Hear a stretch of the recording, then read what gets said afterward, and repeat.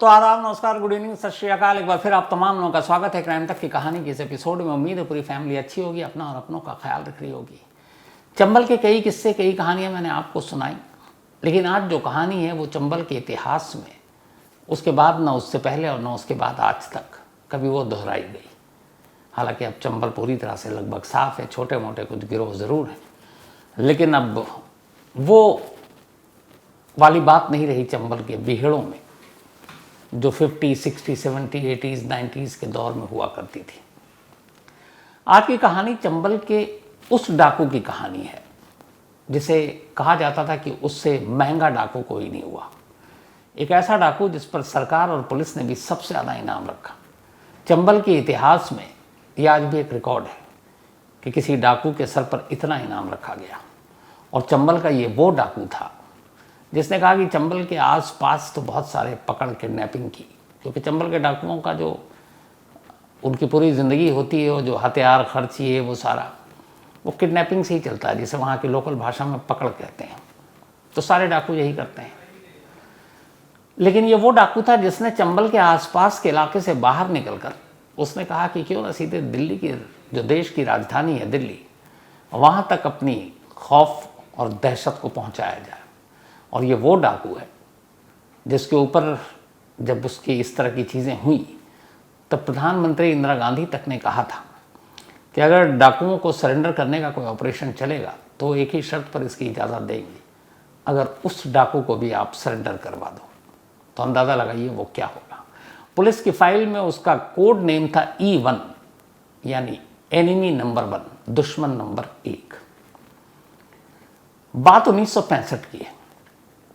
चंबल के डाकू बैठकर एक मीटिंग कर रहे हैं और उस मीटिंग का मुद्दा ये है कि बहुत सारे पैसे चाहिए, आसपास के लोगों को पकड़कर कुछ ही पैसे मिलते हैं, तो एक बड़ा हाथ मारना है। तो कैसे? तो उन्होंने कहा चंबल के बाहर सोचना चाहिए। अब चंबल के डाकुओं की जो पूरी ताकत है या उनका जो वर्चस्व है वो चंबल के इर्द गिर्द होता है, लेकिन उन्होंने कहा बाहर कहाँ? तो ये हुआ कि अगर दिल्ली, तो बहुत सारे डाकू चौंके कि ये क्या कह रहे हैं आप सरदार, दिल्ली में कैसे? तो उन्होंने कहा बात तो तभी है अगर दिल्ली तक हमारी धौंस और धमक पहुंचे तो फिर बात है चंबल की। तो ये ठीक है, क्या करना है? तो युवा की लिस्ट बनाओ, ऐसे कौन कौन से लोग हैं जिनको दिल्ली से उठाएं, किडनैप करें और फिर उनसे वसूली करें। लिस्ट बनती रही, तभी एक नाम आया, एक शख्स जो उस वक्त दिल्ली में मूर्तियों का बहुत बड़ा बिजनेसमैन था, बहुत बड़ा करोड़पति। लेकिन उसका एक दूसरा रूप था उस बिजनेसमैन का। वो रूप ये था कि वो मूर्तियों के कारोबार की आड़ में वो उसकी तस्करी भी करता था, स्मगलिंग भी। देश के अलग अलग मंदिरों में या फिर किलाओं में या फिर और ऐसी जो ऐतिहासिक मूर्तियाँ होती थी जिनकी इंटरनेशनल मार्केट में काफ़ी मांग है, डिमांड है, तो उनकी तस्करी किया करता था। तो फिर चंबल के डाकुओं के सरदार तक उसका नाम और उसका काम पहुंचा। तो ये हुआ कि यही है टारगेट। लेकिन अब चंबल में बैठकर दिल्ली के उस बिजनेसमैन को कैसे किडनैप किया जाए? अब इसकी प्लानिंग शुरू हुई। तो हुआ ये कि उस बिजनेसमैन तक एक खबर पहुंचाई जाए। खबर ये कि चंबल के कुछ डाकुओं ने कहीं डाका डाला और उनके हाथ में नायाब ऐसी मूर्तियां लगी हैं जिनकी कीमत करोड़ों में है और वो बेचना चाहते हैं, लेकिन कोई ऐसा ख़रीदार नहीं है उस लेवल का जो इसे ख़रीद सके। तो इसीलिए आपका नाम सामने आया, क्योंकि आप जौहरी हैं, देखकर परख लेते हैं, तो इसलिए आपको अप्रोच किया गया। अब ये प्लानिंग हुई, तो भैया कौन कैसे अप्रोच करे? तो चंबल का एक डाकू भेष बदलकर, शहर के शहरी कपड़े पहनकर दिल्ली आता है। दिल्ली आने के बाद उस बिजनेसमैन के पास पहुंचता है और वहां जाकर बताता है कि हमें एक खबर मिली है, कुछ लोग हैं जिनके पास ये मूर्तियां हैं और उनका ताल्लुक चंबल से है। वो खुद चंबल का है लेकिन कहानी सुना रहा है, और वो बड़ी बेशकीमती मूर्तियां हैं और वो खरीदार ढूंढ रहा है। तो मुझे भी ये था कि कुछ कमीशन मिलेगा, तो मैंने कहा आपसे पूछ लो, और अगर आप है तो बीच में मैं बिचौलिया का काम कर दूँ। अब वो कारोबारी, एक स्मगलर भी मूर्तियों का तस्कर, मन में लालच आया कि यार अगर करोड़ों का माल होगा तो कुछ ही लाख में ख़रीद लेंगे। उसने कहा ठीक है, लेकिन पहले वो मूर्तियाँ देखेंगे, शर्त ये थी। तो अब कारोबारी पुख्ता भी होना चाहता था कि मूर्तियाँ सही है नहीं है, कोई साजिश तो नहीं है, लेकिन उसके दिमाग में दूर दूर तक ये नहीं था कि ये सब चंबल के डाकुओं की प्लानिंग चल रही है। तो उसने कहा ठीक है, हमारा एक आदमी पहले मूर्ति चेक करेगा। उसने कहा ठीक, आप कर लीजिए। अब वो उस कारोबारी का जो बंदा था वो मूर्तियों में डील करता था, एक एक चीज़ जानता था असली और नकली। तो उसने कहा ठीक है, इसको भेजते हैं। तो कहाँ भेजते हैं? तो ग्वालियर में। अब वो बिजनेसमैन का वो बंदा ग्वालियर पहुंचा। ग्वालियर से एक दूसरा शख्स उसको लेकर अड्डे पे पहुंचा। अब वहाँ अड्डे पे पहुंचने के बाद उसको असलियत पता चली कि वो आया कहाँ है। अब उसे लग गया वो तो डाकुओं के चंगुल में फंस गया, अब क्या करे। अब उसे छोड़ते हैं तो वो जाके मालिक को सच सच बता देगा, तो अब क्या हो। तो फिर डाकुओं ने एक नई प्लानिंग बनाई। उस शख्स को लेकर वो ग्वालियर गए और वहाँ 1965 की बात है ये। वहाँ एक जगह ले जाकर उससे फ़ोन कराया। तब लैंडलाइन फ़ोन हुआ करता था, वही बहुत कम लोगों के पास, लेकिन वो करोड़पति था। तो फ़ोन कराने के बाद उसने कहा कि अगर तुमने कुछ भी उल्टा पुल्टा बोला तो मार डालेंगे, तो तुम्हें सिर्फ मैसेज देखना है कि आप मूर्ति देख ली, ये लोग किसी और को भेज देंगे, आप फ़ौरन डील डन कर लो। फ़ोन हुआ, मालिक ने सुना, उसे लगा चलो यार वो भरोसेमंद मुलाजिम, कहीं शक की गुंजाइश नहीं। उसने कहा ठीक है, मैं आ रहा हूँ। अब अगले दिन मालिक फ़्लाइट पकड़ के दिल्ली से ग्वालियर उतरता है। ग्वालियर उतरने के बाद अब उसके लोग वहाँ थे ही थे, उन्होंने कहा चलिए आपको ले चलते हैं। उसके बाद एक गाड़ी में बिठाया गया और फिर आहिस्ता से सटा दिया गया वो वेपन और कहा गया अब आप अगवा हो चुके हैं, चलिए हमारे साथ। अब उसको ले जाकर सीधे चंबल की घाटी में। अब मालिक चंबल की घाटी में किडनैप। अब जिससे फिरौती लेनी थी वो तो उन्हीं के पास है। अच्छा, वो पूरे पैसे भी लेकर नहीं आया था। अब हुआ क्या किया जाए, तो अब एक मालिक के घर में फिर मैसेज पहुंचाया जाए। मैसेज पहुंचाया गया। जैसे ही ये पता चला कि चंबल के डाकुओं ने दिल्ली के इतने बड़े मूर्तियों के कारोबारी बिजनेसमैन, जिसकी अच्छे अच्छे उस वक्त की जो नेताओं बाकी ब्यूरोक्रेसी में पहुंच थी, उसको किडनैप कर लिया गया। कहते हैं कि पीएम तक ये मामला पहुंचा था, अखबारों में खबर छप गई। अब सौदेबाजी शुरू हुई फिरौती की, मामला चलता रहा। कई दिन बीत गए, वो बिजनेस उनके कब्जे में रहा। इधर सरकार की तरफ से, पुलिस की तरफ से प्रेशर डाला गया, एक साथ 3 state, Rajasthan, MP, UP police सब, कि भाई उसको छुड़ाओ। लेकिन कहाँ से छुड़ाए, क्योंकि एनिमी नंबर 1 पुलिस की रडार पे पहले से ही। थक हार कर फिर ये लगा कि कहीं बिजनेसमैन की जान को खतरा ना आ जाए। घर वालों ने कहा भाई आप सरकार पुलिस अपनी कोशिश रहने दो, हमें बात करने दो। बात की और कहते हैं कि आखिर में उस दौर में 1965 में जो डील हुई फाइनल, वो 50 लाख से होते होते 26 लाख तक आई। 26 lakhs इन 1965। सोचिए वो अमाउंट कितना बड़ा होगा। तो 26 लाख में डील हुई, 26 लाख चंबल पहुंचाए गए। 26 लाख मिलने के बाद उस कारोबारी को रिहा किया गया और वो दिल्ली सकुशल पहुंच गया। जिस डाकू ने इस बिजनेसमैन को किडनैप किया था उसका नाम था डाकू मोहर सिंह। प्यार से लोग दद्दा भी बोलते हैं। मोहर सिंह की भी कहानी डाकू बनने की वही थी जो चंबल के हर डाकू या जो अपने आप को बागी कहते हैं होती है। ज़मीन को लेकर गांव में झगड़ा हुआ, झगड़े में हाथ पैर चले और उसके बाद मोहर सिंह के परिवार वालों को चोट पहुंचाई गई। बदला लिया मोहर सिंह ने, हाथों एक कत्ल हो गया। मोहर सिंह पुलिस से बचता हुआ भागे तो कहाँ भागे, पहुंच गया चंबल।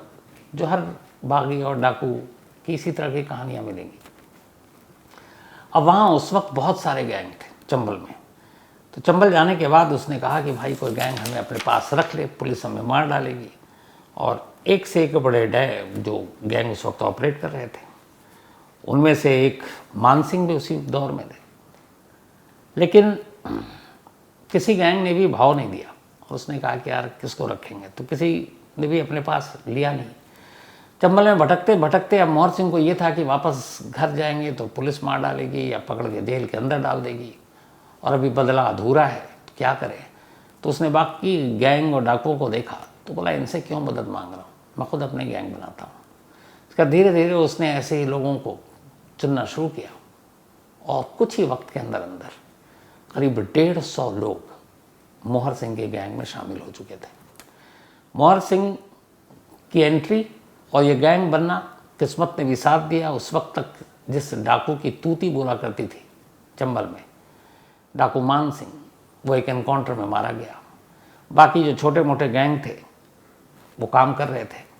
लेकिन जब मोहर सिंह ने एंट्री मारी अपने 150 साथियों के साथ, तो फिर देखते ही देखते अब उसका नाम 3 राज्यों में गूंजने लगा। और उसकी वजह ये थी कि चंबल के डाकुओं के जितने भी इनकाउंटर होते या मारे जाते या पकड़े जाते, उसकी एक कॉमन वजह थी, और वो वजह यही होती कि मुखबरी।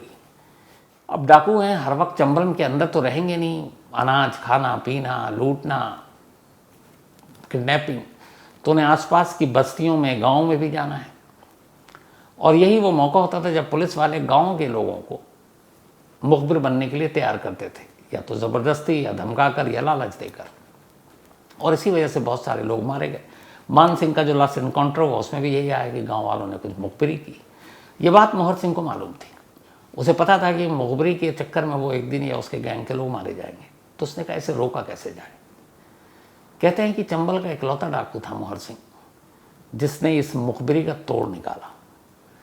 उसने गांव गांव में जाकर या अपने लोगों को भेज कर एक मुनादी कराई, एक ऐलान कराया और ये कहा कि बाकी कुछ भी दुश्मनी हो मैं शायद माफ़ कर दूंगा, लेकिन अगर मुझे ये पता चला कि किसी भी गांव वाले ने मेरी मुखबिरी पुलिस से की है तो मैं सिर्फ उसको नहीं, उसके पूरे परिवार को मार डालूंगा। और कहते हैं ऐसे कुछ मुखबिरी के शक हुए और मोहर सिंह ने यही किया, पूरे परिवार को मार डाला। मोहर सिंह के ऊपर करीब 150 से ज़्यादा कत्ल, किडनैपिंग, इन सब के मामले थे। और एक के बाद एक जब वो कत्ल करने लगा, और मान सिंह के बाद अब एक दूसरा नाम उठ चुका था मोहर सिंह, और मोहर सिंह के नाम से अब लोग कांपने लगे। पुलिस ने पूरी कोशिश की, फाइल बनाई, इवन नाम दिया एनिमी नंबर 1, लेकिन कभी मोहर सिंह के करीब तक नहीं पहुंच पाया। वजह यही थी कि मोहर सिंह ने पुलिस और मुखबिरी के नेटवर्क को तोड़ दिया। तो अब गांव वालों का ये था कि पुलिस से कि भैया तुम हमें मारना है मार दो, हमें जेल में डालना है डाल दो, कम से कम तुम कानून के दायरे में रह के ही करोगे सब कुछ। लेकिन उधर अगर पता चल गया मोहर सिंह को कि मैंने मुखबिरी की है, तो हमारा जो पूरा परिवार है बेकसूर वो मारा जाएगा। तो हम पूरे ख़ानदान और परिवार को दांव पर नहीं लगा सकते, हम मुखबिरी नहीं करेंगे। और यही वजह है कि मोहर सिंह इकलौता ऐसा डाकू था चंबल का जो बेखौफ गांव में जाकर रुकता, उनके साथ खाना खाता। क्यों? क्योंकि उसे मालूम है कि किसी गांव वाले की हिम्मत नहीं है जो उसके यहाँ आने जाने, रुकने, खाने पीने की मुखबिरी कर सके। और ये चीज़ जब बाद में पुलिस को पता चली तो पुलिस के लिए सबसे बड़ी परेशानी यही हो गई कि आखिर मोहर सिंह को कैसे रोका जाए, क्योंकि पुलिस खुद बीहड़ में पीछा करके आप कितने दिन तक पकड़ सकते हैं या ढूंढ सकते हैं। कभी ऐसा होता नहीं है, क्योंकि डाकू अक्सर बीहड़ में ऊंचे टीले पर होते हैं और दूर से ही कई किलोमीटर दूर से अगर पुलिस या कोई भी आ रहा है तो वो उस पर नज़र होती है और वो देख लेते हैं, वो अपना रास्ता बदल देते हैं। और टीले भी ऐसे हैं वहाँ के कि एक अगर इस जगह आप छुपे हुए हैं तो आपके पीछे वाले टीले से भी पता नहीं चलता कि वहाँ पे कोई है। तो वो सबसे मुश्किल काम है। तो मोहर सिंह के खौफ को देखते हुए चंबल का पहला डाकू बना जिस पे इनाम बढ़ाते बढ़ाते सरकार और पुलिस ने 3 लाख रुपए का इनाम रखा मोहर सिंह के जिंदा या फिर मुर्दा खबर देने या मारने या पकड़वाने वाले को 3 लाख रुपए का इनाम। ये 1965-70s की बात है। उस दौर में या उसके बाद कभी किसी चंबल के डाकू पर इतना बड़ा इनाम नहीं रखा गया। 3 लाख सिर्फ मोहर सिंह के सर पर और उसके पूरे गैंग के ऊपर कुल मिलाकर 12 लाख रुपए का इनाम रखा गया। 12 लाख का इनाम किसी डाकू के सर पर नहीं आया था। लेकिन उसके बावजूद मोहर सिंह पकड़ा नहीं गया और खुलेआम चुनौती देता था पुलिस वालों को। और गांव में उसकी तूती बोला करती थी, किसी की हिम्मत नहीं होती थी कि उसके खिलाफ कुछ कर सके। धीरे धीरे अब केस बढ़ता रहा और 10 साल के अंदर अंदर मोहर सिंह के नाम 250 से ज़्यादा मुकदमे दर्ज हो चुके थे। इनमें से करीब सिर्फ कहते हैं 90 तो मर्डर के मामले थे जो उसने बदला लिया या फिर पुलिस के साथ कई पुलिस वालों को मारा और उसका आतंक बढ़ता गया। लेकिन वो पुलिस के हाथ नहीं आया।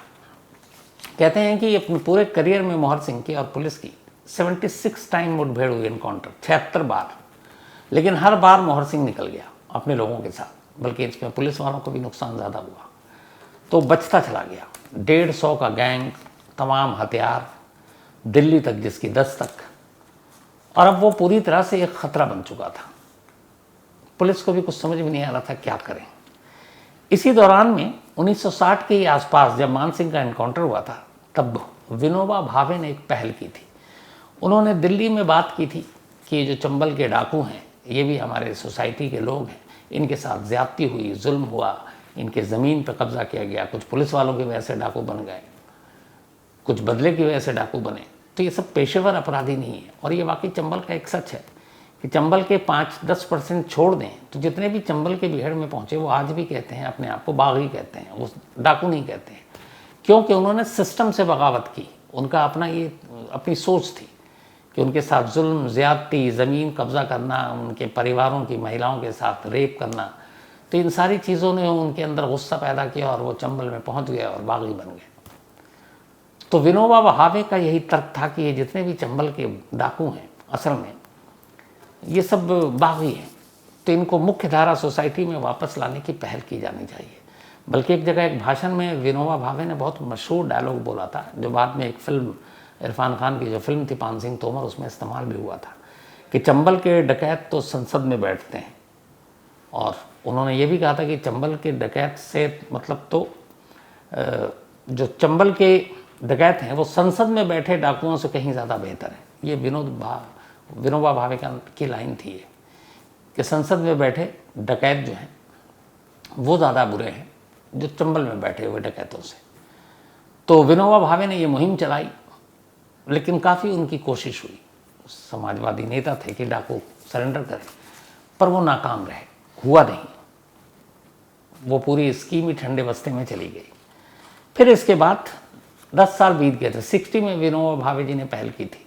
1970 में अब जयप्रकाश नारायण जी आते हैं, जेपी नारायण जी, और वो अब पहल करते हैं। उन तक ये बात पहुंचती है, चंबल और चंबल के बागियों की कहानियाँ पहुंचती हैं। उस वक्त मीडिया में बहुत सारे ऐसे डाकुओं की अलग अलग कहानियाँ आई कि वो कैसे डाकू बने। तो ये वो दौर था जब मोहर सिंह की तूती बोला करती थी, और मोहर सिंह हर अखबार की सुर्खियों में भी होता था, अपने जो कुछ करता था वो। और उस वक्त की प्राइम मिनिस्टर तक मोहर सिंह मतलब को वो जानती थी। तो 1970 में 10 साल बाद विनोबा भावे की उस मुहिम के जेपी नारायण ने वही अभियान शुरू करने की कोशिश की। उन्होंने कहा कि वही पहल करते हैं जो विनोबा भावे जी ने किया था। चंबल के डाकुओं को सरेंडर कराने के लिए, आत्मसमर्पण के लिए ट्राई करते हैं और उनको समाज की मुख्य धारा में लाकर जोड़ते हैं, क्योंकि वो पेशेवर मुजरिम नहीं है, हालात के बने हुए बागी है। तो अपनी ये पूरी स्कीम लेकर वो कहते हैं उस वक्त प्राइम मिनिस्टर इंदिरा गांधी के पास गए, जेपी नारायण जी। इंदिरा गांधी ने वो देखी, उन्हें पता था पहले भी ये कोशिश हुई है, तो बहुत ज़्यादा दिलचस्पी नहीं ली, लेकिन उन्होंने बताया कि ये अच्छी चीज़ होगी। इससे ये है कि जो पुलिस और बाकी जो इतना मशीनरी और पैसे खर्च होते हैं चंबल के डाकुओं के ऑपरेशन पर, 3 स्टेट्स की पुलिस है, राजस्थान, MP और UP, तो वो भी बचेगा और शांति भी रहेगी। पूरे आसपास के जो इलाके हैं वहाँ दहशत कम होगी। तो बहुत समझाने के बाद इंदिरा गांधी मानी, लेकिन उनकी शर्त एक थी, और उन्होंने शर्त रख दी जेपी नारायण जी के आगे। और शर्त ये थी कि अगर मोहर सिंह सरेंडर करने को राज़ी होता है, आप उसे मना लेते हो, तब मैं इस स्कीम को मंजूरी देती हूँ, और उसके बगैर अगर सरेंडर होता है तो मैं नहीं मानूंगी। पता नहीं क्या हुआ, जेपी नारायण जी को उन्होंने कहा ठीक है, मैं मोहर सिंह को मनाऊंगा। इंदिरा गांधी ने कहा ठीक है, आप जाइए, आप आत्मसमर्पण कराइए, जो भी हम मदद है आपको देंगे। अब विनोबा भावे के बाद जेपी जी, जयप्रकाश नारायण जी ने, समाजवादी नेता, उन्होंने चंबल के डाकुओं और जो चंबल के डाकुओं के लिए काम करते थे NGO और बाकी लोग, उन तक अपनी बात पहुंचाई। चंबल के डाकुओं को भी विनोबा भावे और जेपी नारायण जी के बारे में पता था, तब मूवमेंट भी चला था। तो बात आखिर मोहर सिंह तक पहुंची। मोहर सिंह तक बात पहुंची। पहले मोहर सिंह ने तमाम शर्तें, ये सारी चीज़ें सुनी। लंबी बातचीत का ये सिलसिला चला। 1970 से ये कोशिश शुरू हुई, और आखिर में मोहर सिंह जेपी नारायण के आगे सरेंडर करने को तैयार हो गया अपने पूरे गैंग के साथ। न सिर्फ वो, बल्कि उसने कहा कि मैं अपने साथियों को भी कहूँगा। और उस वक्त जो मोहर सिंह था, उसके एक और डाकू के साथ बड़ी दोस्ती थी, और उस डाकू के साथ उसने, मतलब दोनों गैंग अलग थे लेकिन दोस्ती बहुत थी, तो अपने उस दोस्त को भी मनाया और फिर कहा कि हम लोग सरेंडर करने को तैयार हैं। अब जेपी नारायण जी ने इंतज़ाम करना शुरू किया और इसके बाद आखिरकार जो मुरैना है मध्य प्रदेश में, मुरैना और भिंड यही वो इलाका जहाँ से सारा चंबल शुरू होता, ज़्यादातर डाकू भी इसी इलाके से आते हैं। तो ये हुआ कि हम हथियार डाल देंगे और इन्होंने कहा था हम आपको समाज की मुख्य धारा में लाएंगे, आपके साथ ज़्यादती नहीं होगी और सरकार आपको फिर नई ज़िंदगी शुरू करने के लिए आपको ज़मीन और पैसे भी देगी। तो सारी बातें चंबल के बीहड़ों तक पहुँची। उस वक्त तक सीज़ फायर और आखिरकार सब मान गए। जब मान गए तो वो अप्रैल का महीना था 1972 का साल, 1972 का। एक जगह चुना गया बातचीत के बाद कि ये डाकू कहाँ सरेंडर करेंगे। उनके मन में बहुत सारे लोगों को भी डर था कि सरेंडर करने जाएं, इनकाउंटर न कर दे, पुलिस मार न दे, क्योंकि बहुत सारे ये लोग भी इस तरह का काम कर चुके थे। तो फिर कैसे, तो उन्हें यकीन दिलाया गया कि ऐसा कुछ नहीं होगा और आप जिस जगह पर पहुँचोगे वहाँ आसपास में तब पुलिस नहीं होगी और आप एक साथ मत आओ, आप अलग अलग आओ और अगर आपको लगता है आपके पहले वाले या आपसे आने वाले पहले के साथ कुछ गड़बड़ हुआ तो आप मत सरेंडर करना। तो मुरैना के पास, बल्कि मुरैना से करीब 30 किलोमीटर दूर एक गांव है, उस गांव का नाम है धुरेरा। ये बड़ा फेमस गांव है धुरेरा। इस धुरेरा गांव को चुना गया चंबल के डाकुओं के सरेंडर करने के लिए। अब अप्रैल का महीना था। 10 अप्रैल के बाद से 1972 चंबल के छोटे मोटे गैंग जिनकी पुलिस से बहुत ज़्यादा अदावत नहीं थी, जिन्होंने बहुत ज़्यादा खून खराबा नहीं किया था, सबसे पहले वो निकलते हैं हथियार के साथ और धुरेरा गांव को पूरा खाली करा लिया गया। जो गांव के लोग थे उनको वहाँ से हटा दिया गया। खाली गांव है और जेपी नारायण और उनके तमाम लोग हैं वहाँ पर और आला पुलिस अफसर हैं। और ये था कि पुलिस हथियारों के साथ वहाँ पर नहीं होंगे। डाकुओं के आने का सिलसिला शुरू हुआ धुरेरा गाँव में। आते गए, धीरे धीरे धीरे सब आए। अब आती है तारीख 14 अप्रैल 1972। 14 अप्रैल 1972 यही वो तारीख थी जिस दिन अब सबसे बड़ा डाकू चंबल का, सबसे महंगा डाकू, सबसे बड़ा इनामी डाकू मोहर सिंह अपने साथियों के साथ धुरेरा गांव में एंट्री लेता है और सारे लोग उसी का इंतज़ार कर रहे थे। वो आता है, आने के बाद जयप्रकाश नारायण के सामने अपने हथियार डालता है, विनोबा भावे और जेपी नारायण जी के नारे लगाता है और सरेंडर कर देता है। सरेंडर करने के बाद उससे पहले ग्वालियर जेल में सारी तैयारी हो चुकी थी कि ये सारे डाकुओं को रखा जाएगा। तादाद इनकी ज़्यादा थी, 150 के करीब तो सिर्फ मोहर सिंह के थे, दो गैंग मेंबर। तो इन सभी को वहाँ से बाकायदा हथियार डाले गए, इनको फूल वूल मालाएँ पहनाई गई और फिर सभी को वहाँ से ग्वालियर जेल ले जाया गया। ग्वालियर जेल ले जाने के बाद करीब कहते हैं कि पूरे अराउंड 225 डाकुओं ने 14 अप्रैल 1972 को सरेंडर किया था, जिनमें मोहर सिंह और उसके गैंग के तमाम लोग थे। तो सब जय जयकार के नारे के बाद ग्वालियर जेल ले जाया गया। ग्वालियर जेल ले जाने के बाद अब इन पे मुकदमा चला, क्योंकि जुर्म तो इन्होंने किया था, तो ऐसा तो था नहीं कि बख्श दिए जाएंगे। तो मुकदमा चला इत्तेफाक से एक केस में जिसमें बहुत सारे मुखबिरों और उसके परिवार को मोहर सिंह ने मारा था।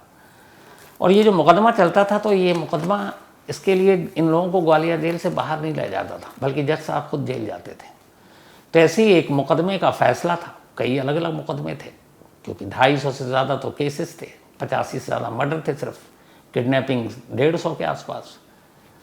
तो एक ऐसे ही मर्डर केस में अदालत ने, जज साहब बैठे हुए हैं, सामने मोहर सिंह हैं, ग्वालियर जेल है, उन्होंने सजाए मौत, फांसी की सज़ा दी और 10,000 रुपये का जुर्माना मोहर सिंह को। जब जज साहब ने यह फैसला सुनाया कि इस चीज़ के लिए तुम्हें फांसी की सज़ा दे रहा हूँ और साथ में 10,000 रुपये जुर्माना, तो कहते हैं कि जैसे ही जज साहब ने बोला और जज साहब रुके तो मोहर सिंह, ये बाकायदा दस्तावेजी सबूत है, किताबों में है उस वक्त, तो मोहर सिंह ने जज साहब की तरफ देखा, उसे कोई वो नहीं हुआ डर खौफ कि मुझे फांसी की सज़ा मिल गई।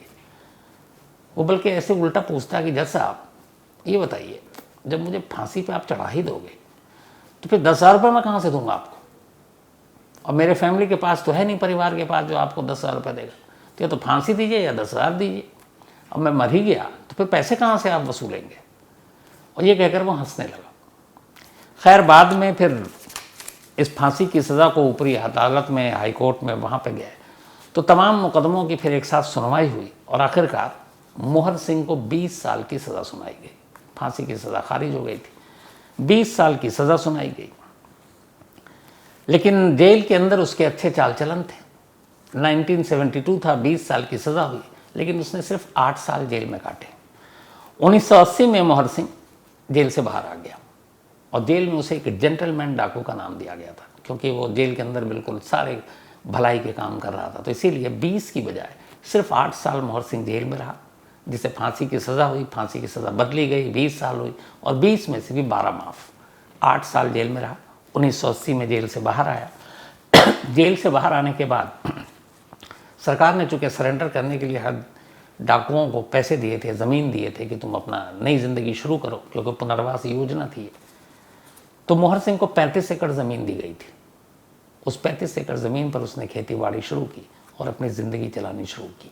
जेल से बाहर आने के 2 साल बाद ही मोहर सिंह का नाम इतना था कि मुंबई से, तब बॉम्बे हुआ करता था, एक फिल्म का ऑफ़र आ गया मोहर सिंह के लिए कि एक फिल्म में आपको काम करना है और अपना असली रोल प्ले करना है। और उस फिल्म का नाम था चंबल के डाकू, और उसमें मोहर सिंह ने रोल किया। न सिर्फ रोल किया बल्कि चंबल में जब उसका एक और दूसरे गैंग का सरदार जो था, एक डाकू जिसका नाम माधो सिंह था, उसने कहा कि माधो सिंह को भी इसमें रोल करना आप दो। तो प्रोड्यूसर डायरेक्टर तैयार हो गए और मोहर सिंह और माधो सिंह ने 1982 में ये फिल्म रिलीज़ हुई थी जिसका नाम था चंबल के डाकू। उसमें इन दोनों ने अपना अपना किरदार निभाया था। तो फिल्मों में भी काम किया एक हीरो के तौर पर। फिर धीरे धीरे वक्त बीता, मोहर सिंह ने गुनाह के सारे रास्ते छोड़ दिए थे। 12 साल के बाद फिर मतलब 92 में मोहर सिंह ने पॉलिटिक्स ज्वाइन कर लिया और वो राजनीति में आ गया और कांग्रेस में शामिल हो गया। इसके बाद उसने नगर पंचायत का चुनाव लड़ा और जीत गया। फिर बाद में उसने सोशल वर्क करना शुरू कर दिया। फिर उसने एक मुहिम चलाई कि उसके पूरे इलाके में, आसपास में जितने भी पुराने और टूटे फूटे मंदिर थे, उसने कहा हम इसको नया बनाएंगे। और उसने उन मंदिरों को नया बनाने का काम शुरू किया। इसमें लोगों ने बहुत चंदा भी दिया। ये सब कुछ चलता रहा और आखिरकार 2020 में जब मोहर सिंह की उम्र 92 साल थी, तब 5 मई 2020 ये वो तारीख थी जिस दिन मोहर सिंह की मौत हुई थी। मोहर सिंह की मौत हो गई, मौत के साथ वो एक पूरा चैप्टर ख़त्म। लेकिन आज भी मोहर सिंह के नाम का जो रिकॉर्ड है चंबल में, वो टूटा नहीं है। सबसे बड़ा इनामी डाकू, सबसे महंगा डाकू और सबसे बड़ी किडनैप करने वाला और सबसे ज़्यादा पैसे फिरौती में वसूलने वाला दिल्ली के उस बिजनेसमैन से, ये रिकॉर्ड मोहर सिंह के ही नाम है। तो कहानी में आज इतना ही। अब आपसे मुलाकात होगी कल रात 9 बजे किसी नई कहानी के साथ। तब तक अपना और अपनों का ख्याल रखिएगा। Thank you very much.